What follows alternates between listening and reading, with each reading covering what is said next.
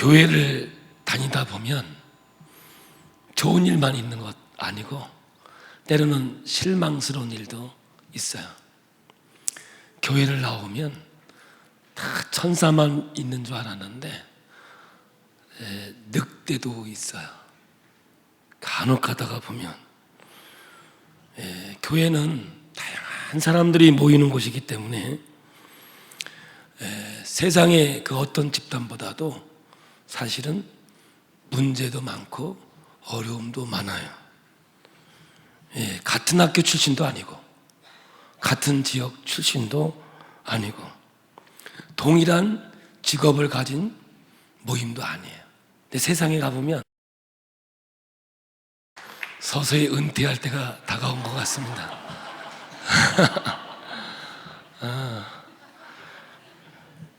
이게 순서가 좀 우리 홍 목사님이 언어가 정확하고 광고만큼은 확실하게 하고 싶어서 이게 좀 바꿔봤더니 제가 좀 헷갈린 것 같습니다. 처음부터 다시 할 수는 없고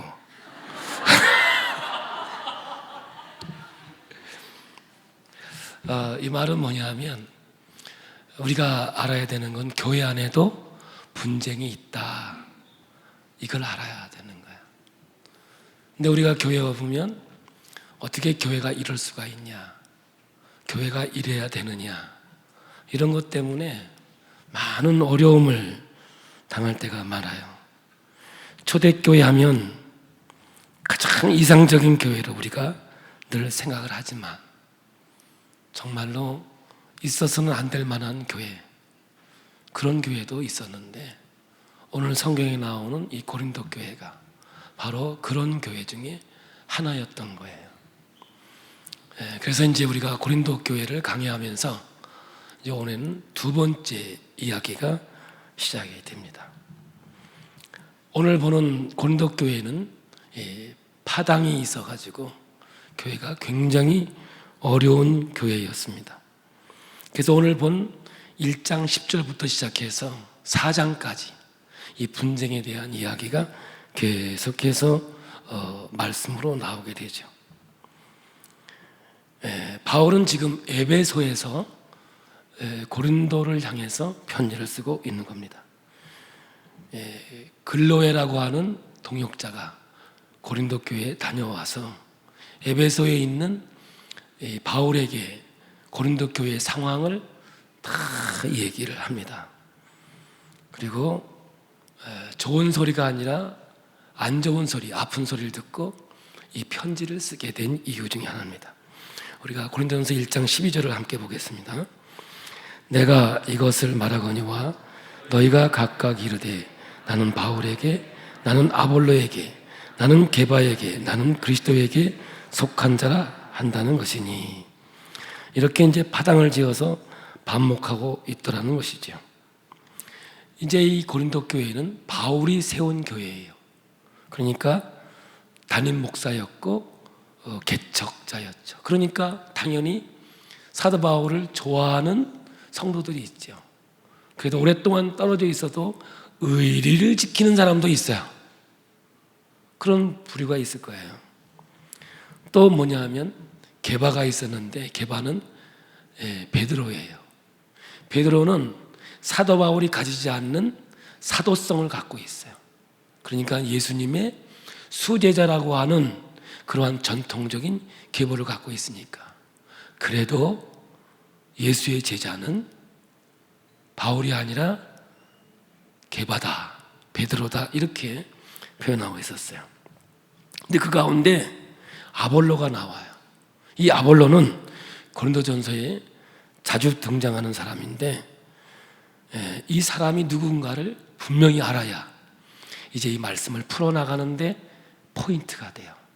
우리 사도행전 18장 24절부터 28절까지 우리 한 목소리로 아볼로가 누군가를 보겠습니다. 알렉산드리아에서 난 아볼라라 하는 유대인이 에베소에 이르니 이 사람은 언변이 좋고 성경에 능통한 자라. 그가 일찍이 주의 도를 배워 열심으로 예수에 관한 것을 자세히 말하되 가르치며 요한의 세례만 알 뿐 따름이라. 그가 회당에서 담대히 말하기 시작하거늘 브리스길라와 아굴라가 듣고 데려다가 하나님의 도를 더 정확하게 풀어 이르더라. 아볼로가 아가야로 건너가고자 하므로 형제들이 그를 격려하며 제자들에게 편지를 써 영접하라 하였더니 그가 감히 은혜로 말미암아 믿은 자들에게 많은 유익을 주니 이는 성경으로서 예수는 그리스도라 증언하며 공중 앞에서 힘있게 유대인의 말을 이기미러라. 알렉산드리아는 학문의 도시예요. 그런 도시 출신의 아볼로는 학문적으로 뛰어났던 사람이고 말을 참 잘했어요. 말을 잘하는 사람과 잘하는 사람은 달라요. 그죠? 근데 말 잘하는 것보다는 잘하는 게 좋아요. 근데 이 아볼로는 말을 참 잘했어요. 헬라 사람들은 수사학, 말하는 이 학문을 굉장히 중요시 여겼어요.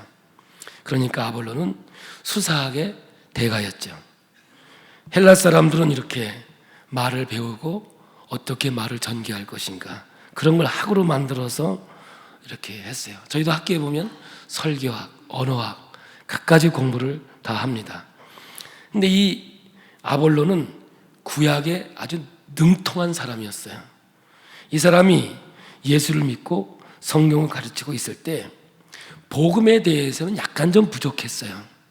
그러니까 브리스길라와 아굴라 이 사람들은 사도 바울의 동역자로서 눈이라도 빼줄 정도로 평생을 사도 바울을 따라다니면서 물질적으로 또한 함께 동역하는 아름다운 가정이었어요.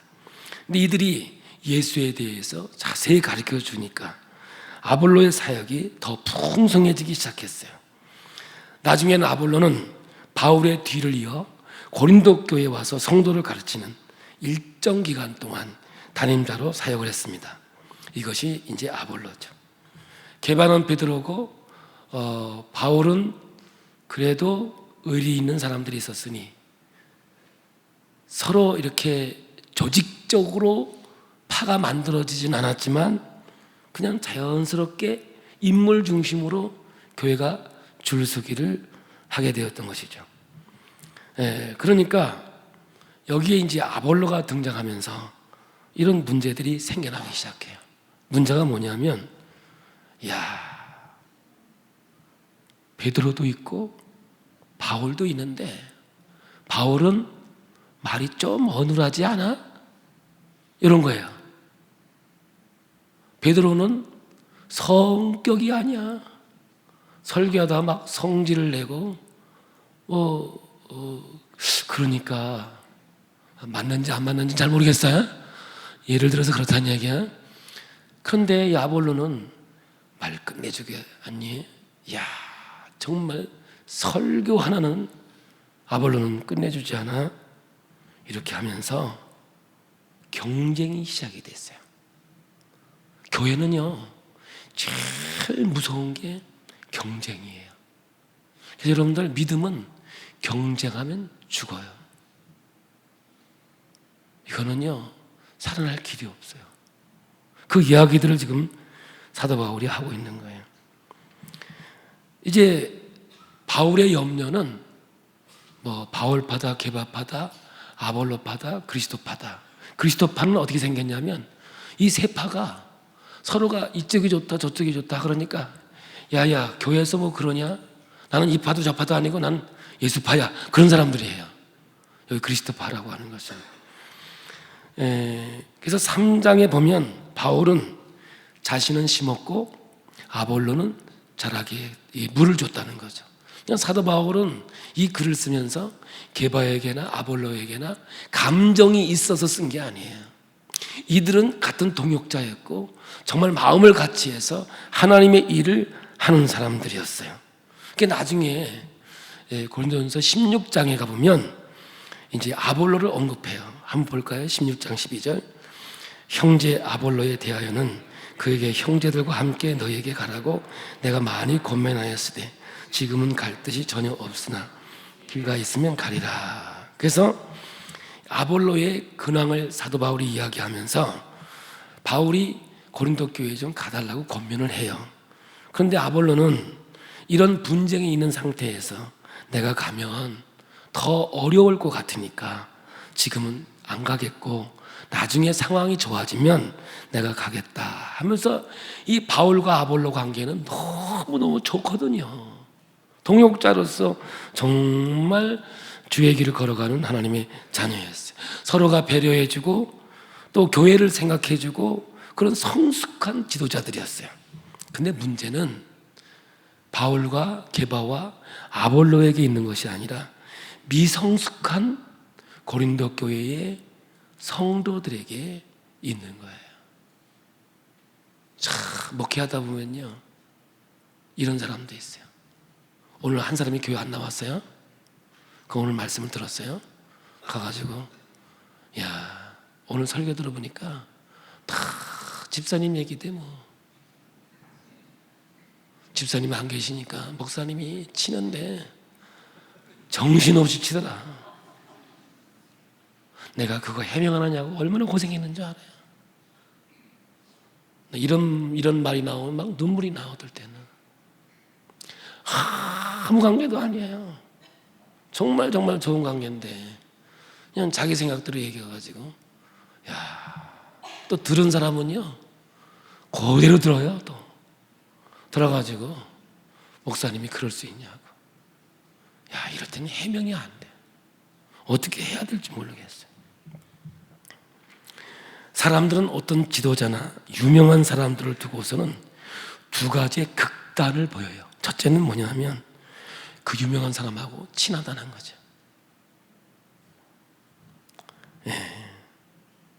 친분을 과시하면서 자기가 그 사람과 동급인 양 자신을 과시하는 사람들이 있어요. 나 대통령하고 악수했다? 그래가지고 붕대 감고 다니는. 예를 들어 그렇다는 거야. 예. 제가 전국에 유명한 식당 가면 유명한 사람 다 왔다 갔더만. 그래가지고 사인까지. 나한테 사인해달라는 사람 하나도 없어. 유명하지 않은 게 얼마나 감사한지 몰라. 어떨 때는 그렇다고 말이지.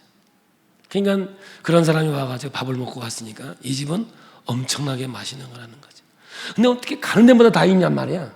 그랬더니 돈 주면 다 해준다대. 물어보니까. 그러니까 자기 수준이 그 사람 수준이다 그래요. 어떤 사람은 그래요. 나는요 여의도 순복음교회 다녀요. 그럼 또 그래요. 오 그러냐고.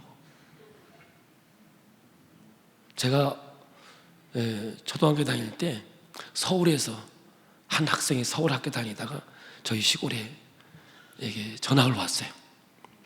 서울에서 왔다 그래가지고 힘도 세고 싸움도 잘하는 줄 알았어요. 처음에는 힘이 센 서울에서 왔으니까 그래도 우유 먹고 왔으니까 힘이 센 줄 알고 막 겁을 내고 막 그랬어요. 근데 우연히 뭐 하다가 씨름하다가 보니까 힘도 하나도 못 쓰는 게. 그러니까 뭐냐면 나 서울에서 왔다. 내가 아주 시골이니까 서울은 무슨 뭐 큰 금메달을 달고 다니는 줄 알았지. 그러니까 여의도 순복음교회 다닌다 그러면 자기가 조용기 목사님과 같은 영급의 수준이 되는 것 같이. 오늘날도요 이런 착각 속에 살아가는 사람들이 얼마나 많은지 이루 말할 수 없어요. 또 하나는 뭐냐면 어떤 지도자나 유명한 사람을 극단적으로 부정하는 반응이에요. 그러니까는 그 사람을 비판하고 비난하고 그런 이제 부정적인 자세를 취함으로써 자기가 그 사람보다는 좀 낫다. 예를 들어서 이동원 목사님이 설교 잘하시거든요. 정말 은혜롭거든요. 예를 들어서요. 내가 설교를 들어보니까 설교는 하긴 잘하더라.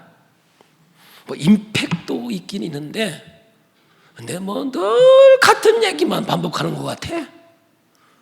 앞엔 다 좋았는데 뒤에 하나 탁 건드려가지고 이러면서 살짝 깔아뭉개면서 자기가 살짝 올라가는 이런 경우의 극단적인 두 부류가 이 세상에 살아가고 있는 거예요. 여러분, 그런데요 이 두 가지가 같은 뿌리를 가지고 있는 거예요. 그게 뭐냐면 교만이라고 하는 거예요. 교만이 뿌리가 있어서 유명한 사람, 유력한 사람과 같은 라인에 있음으로써 나도 같이 인정받기를 원하는 마음이고, 또 사람을 비판하고 반대하면서 그리고 잘못된 우월감을 가지려고 하는 것, 이것은 다 밑바닥에 교만이라고 하는 뿌리를 가지고 있다는 것이죠. 지금 바울은 고린도 교회의 바울파, 그리고 게바파, 아볼로파, 그리스도파를 얘기하면서 지금 이것을 이야기하고 있는 거예요. 이러한 모든 분쟁과 원인은 이 지도자들에게 있는 게 아니라 어디에 있느냐 하면 미성숙한 성도들에게 있음을 말하면서, 여러분, 하나님의 말씀으로 어떻게 치유할 수 있을까, 이 이야기를 하고 있는 거야.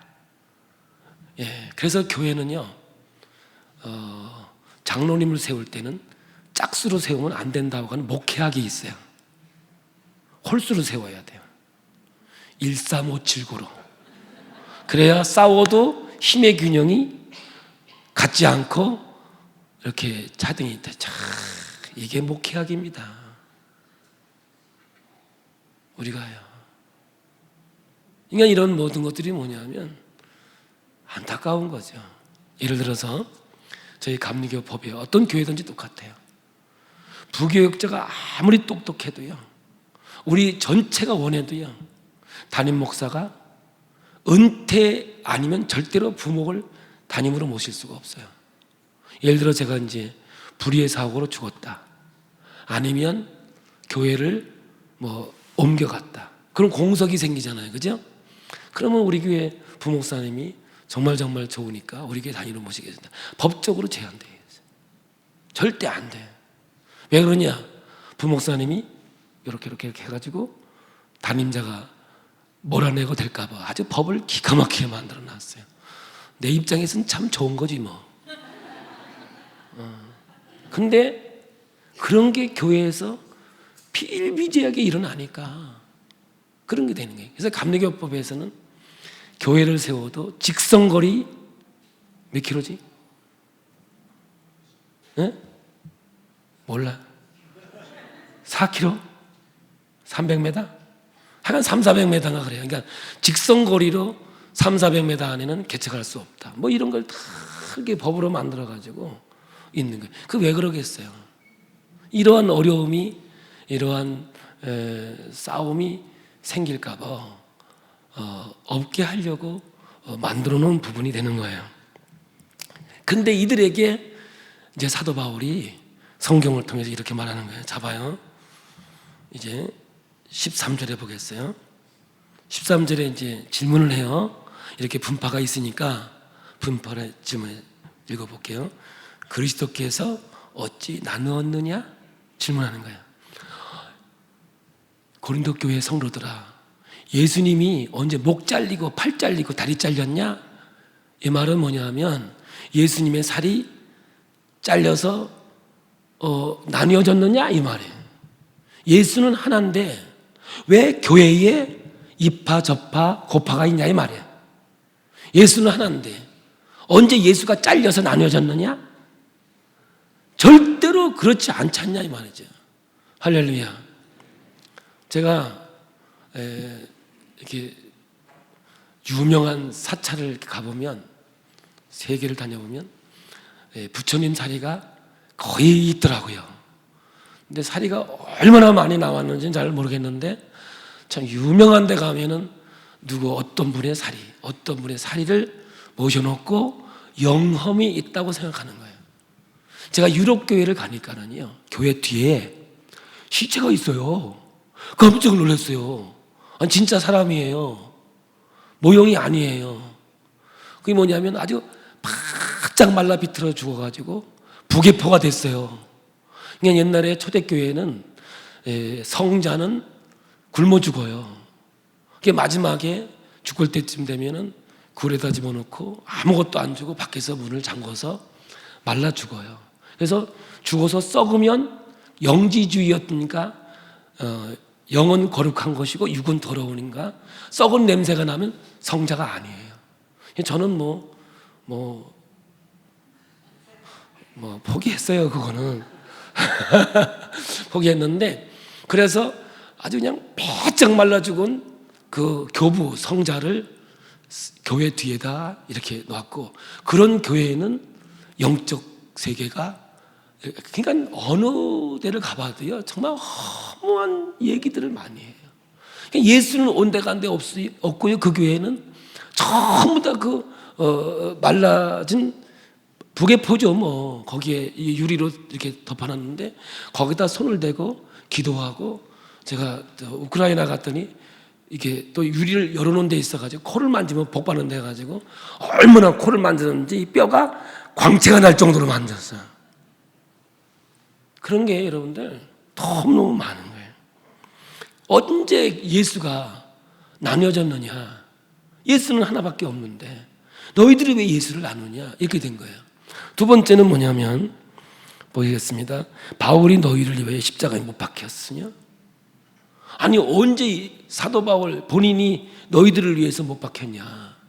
못 박힌 건 누구밖에 없는데, 예수 그리스도밖에 없는데 왜 너희들 그러냐?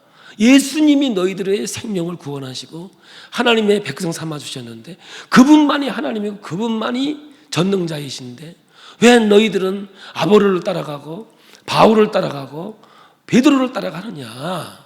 지금 이걸 질책하고 있는 거예요, 사실은요. 세 번째는 뭐냐면, 바울의 이름으로 너희가 세례를 받았느냐? 바울이 언제 세례를 줬냐는 거죠. 그래서 자기가 세례 안 준 게 얼마나 감사한지 그 밑에 얘기를 해요. 15절, 14절이죠. 시작. 나는 그리스도와 가이오 외에는 너희 중 아무에게도 내가 세례를 베풀지 아니한 것을 감사하노니. 그러니까 내가 너에게 세례 베풀지 않는 게 얼마나 감사한지 모르겠다는 거예요. 왜냐하면 내가 너에게 세례를 주지 않았는데, 여기 뭐냐면 난 누구한테 세례받았다, 누구한테 세례받았다, 이것도 자랑하는 파들이 생겼나 봐. 어떤 사람은 또 유명한 목사님한테 세례받았다고, 그것도 아주 가보면 세례자 해놓고 이름을 해놓고 그걸 또 집에 가서 탁 붙여, 나는 적어도 이 사람한테 세례받은 거라 뭐 그런 거죠. 15절에 뭐예요? 이는 아무도 나의 이름으로 세례를 받았다 말하지 못하게 하려 함이라. 그래서 사도 바울은 세례를 주지 않았다는 거죠. 왜냐? 나한테 받았다고. 세례를 바울한테 받았다고. 난 대단한 사람한테 받았다고. 이거 자랑할까 봐 사도 바울은 세례를 주지 않았다는 거죠. 지금 이런 분쟁이 있는 곳에 세 가지를 질문한 거 다시 해볼게요. 언제 그리스도가 나뉘어졌느냐? 목 자르고 팔 자르고 다리 잘랐느냐? 여러분, 터키에 가면요, 거기에 성전에 가니까는요 얼마나 웃기는지요. 세례 요한 다리가 있더만요. 맞는지 안 맞는지 모르지만 다리 갖다 놓고 요한의 다리라고 해놓고 대단하게 영험이 있는 그런 교회다. 뭐 이렇게 우리 같이 믿음 가지고 있는 사람 보면서 너무 안타까운 거죠. 사람들이 거기다가 또 이러고 있는데 참 보기도 민망스럽고 너무너무 안타까운 거예요. 여러분, 누구의 이름으로 세례받았냐면, 제가 해도 예수의 이름으로 세례를 주고, 그 누가 해도 누구의 이름으로 세례를 줬어요? 예수 외에 세례 이름을 준 사람이 없어요, 이 땅에. 너와 누가 세례 준 게 아니에요. 예수의 이름으로 세례를 베풀어 주는 것이죠. 그러면서 결정적인 말을 하는 거예요. 그게 17절이에요. 보겠습니다. 그리스도께서 나를 보내심은 세례를 베풀게 하려 하심이 아니요 오직 복음을 전하게 하려 하심이로되, 말의 지혜로 하지 아니하면 그리스도의 십자가가 헛되지 않게 하려 함이라. 나는 하나님이 세례를 베풀려고 보낸 게 아니라 복음을 증거하라고 보냈다는 거예요. 여러분, 여기서 세례를 베풀게 함이라는 말은 뭐냐 하면, 근본적으로 되면 내 편을 만드는 것이 아니고, 내가 세례를 줘서 내 편을 만든 게 아니라 세례를 통하여 예수 믿는 사람이 되게 했다는 거예요, 이 얘기가. 그래서 여러분, 포도나무와 가지 비유를 배워야 돼요. 요한복음에 나오는 가지는 어디에 붙어 있어야 돼요? 어디에? 포도나무에 붙어 있어야 돼요. 가지가 가지에 붙어 있으면 열매를 못 얻어요. 그러니까 오늘 여러분, 예를 들어서 노아는 목사는 여러분을 제 편을 만들면 안 되고 여러분을 철저하게 예수 믿는 사람을 만들어요. 어떤 부모들은 이런 사람이 있어요. 얘야, 아빠가 다 해줄게. 나만 믿어. 언제 죽을지도 모르는데? 여러분, 우리 자녀든 누구든 다 예수 그리스도에게 접붙이셔야 돼요. 아무리 내가 유명하더라도 나는 사라져야 되는 거예요. 없어져야 되는 거예요. 제가 용호교회 시절에 십자가가 제 뒤에 이렇게 있었어요. 예배를 끝났는데 목사님 살 좀 빼시죠 그래. 그래서 빼고 있습니다. 그랬더니 왜 그러세요? 그랬더니 목사님이 서 있으면 십자가가 안 보인대요. 아이 쪼크요, 쫑커요.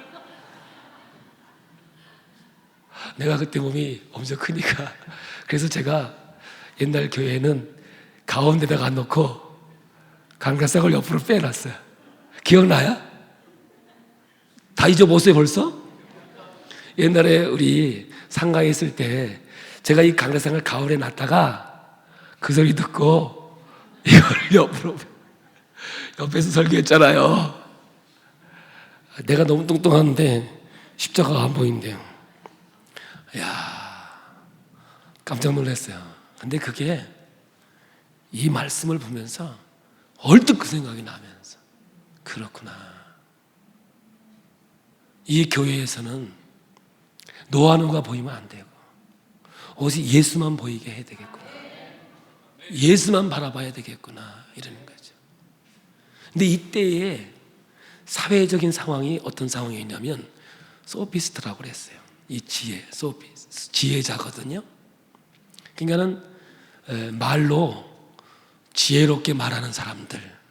그래서 우리는 필로소피아 해가지고 철학, 지혜를 사랑하는 자 이렇게 표현하기도 해요. 우리 시골에 살 때 한 번씩 면사무소에 이게 이야기하는 사람들이 왔어요. 그래서 동네 사람 모아놓고 국세 정세를 얘기하고 어떻게든지 새벽종이 울렸네 이거 노래 불러가면서 와서 얘기하고 가는 사람들이 있었어요. 이때에도 이런 사람들이 있었어요. 봐요. A라는 사람이 와가지고 얘기를 했더니 너무 재미있고 울렸다 웃겼다 했어요.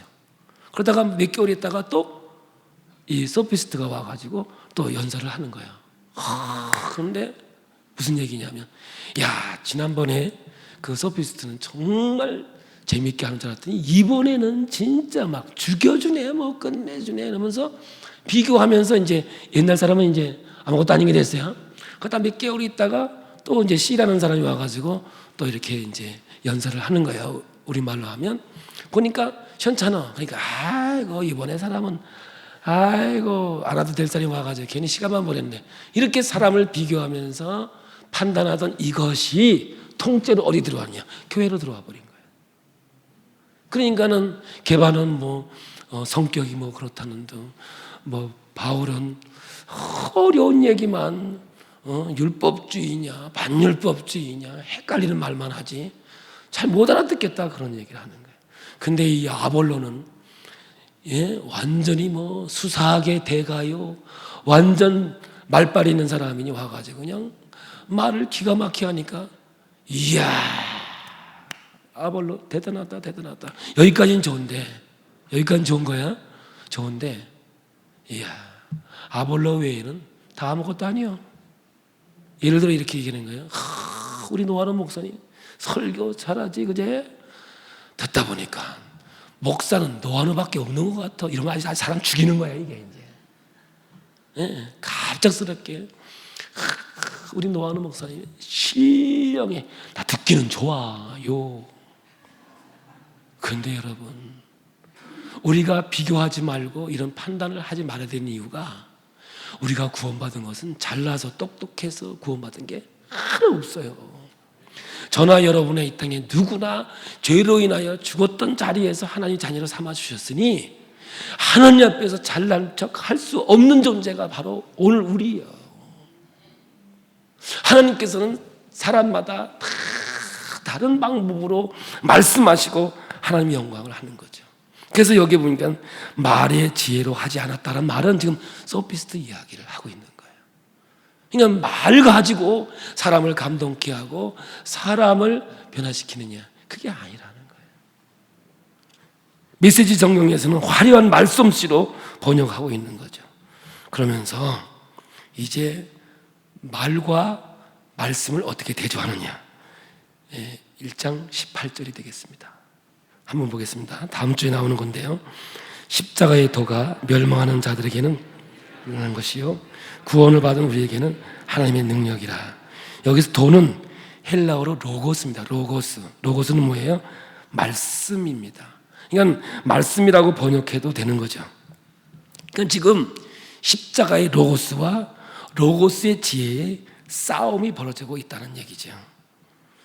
말로 중요한 주제이지요.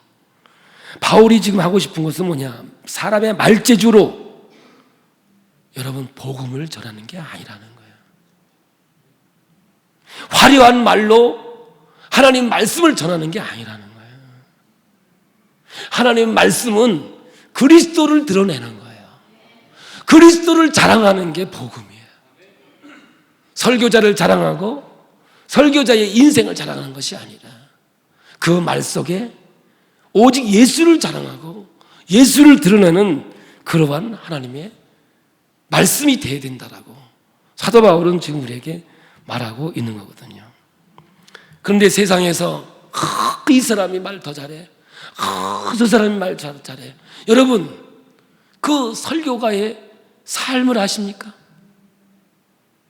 말은 얼마든지 잘할 수 있어요. 그러니 오늘요, 카톡교가 생겼어요. 카톡교 아세요? 집에 앉아가지고 우리나라에 있는 유명한 사람들의 설교는 다 듣고 있는 거예요. 그러니 여러분들 웬만한 설교를 들을 수 있는 기가 없어요. 그런데 아셔야 돼요. 거기 예수님 안 계셔요. 교회, 성도들이 모여있는 이 교회, 할렐루야. 성전은요, 이 건축을 얘기하고 있는 게 아니에요. 저와 여러분이 모여있는 이곳이 성전이에요. 그런데 오늘 여러분 보세요. 말만 듣고 있는 거예요. 저희 교회도 이렇게 유튜브에 올라가가지고 또 보니까 은혜되는 건 또 카톡으로 딱 다운받아가지고 착 보내주면서 들어보라고 그래요. 저는 그게 나쁘다는 게 아니에요. 근데 그 말씀을 듣고 은혜 받고 예수 그리스도를 믿는 믿음이 성숙해져야 돼요. 그 사람 말 최고다. 그 사람 말 들어보니까 진짜 목사 중에 목사라고. 이렇게 사람을 선별하기 시작해요. LA 남가자주에 김성수 목사님이 계세요. 저도 그분 설교를 몇 번 들어봤는데 참 설교 잘합니다. 제가 봐도요 대단합니다. 그런데 그분이요 불행하게도 자살을 합니다. 자살을 해요. 그러면 담임 목사가 없어졌잖아요. 그러면 목사님을 모셔야 되는 게 당연한 거잖아요. 근데 그 교회는 이 시대의 목사는 김성수밖에 없다는 거예요. 그래서 지금 돌아가신 지 지금 한 7년 넘었어요. 7년이 거의 한 8년 내가 알고 있는데 담임 목사 없어요 아직까지.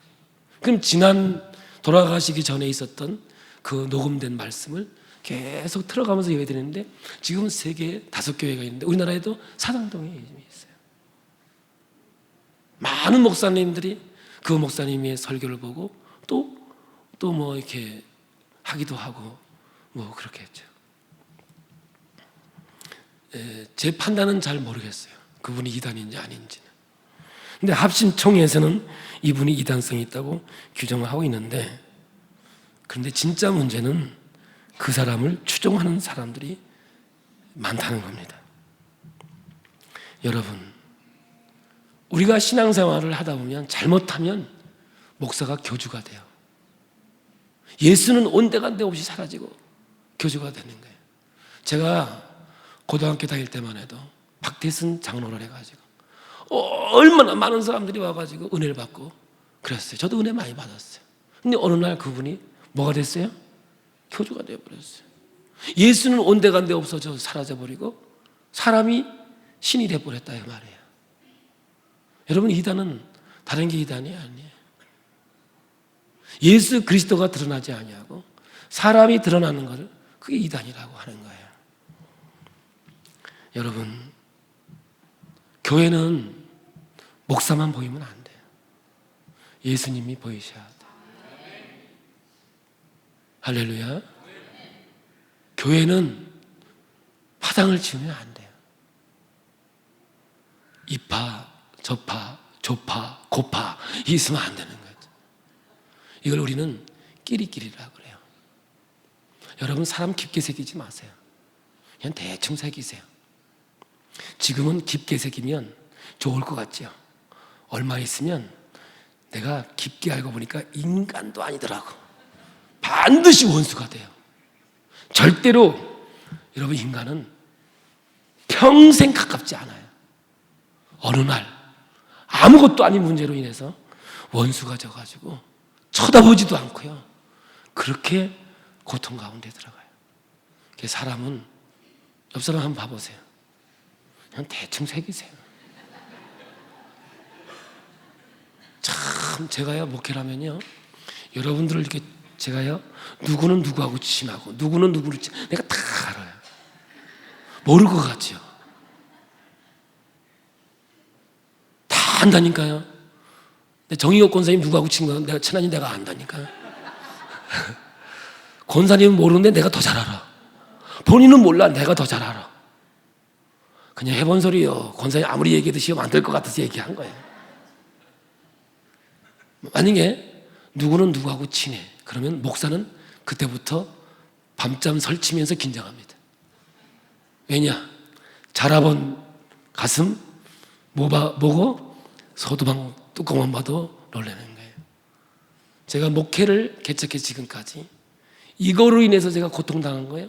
말로 할 게 없어요. 책으로 써도요, 한 권 쓰고도 남을 정도예요.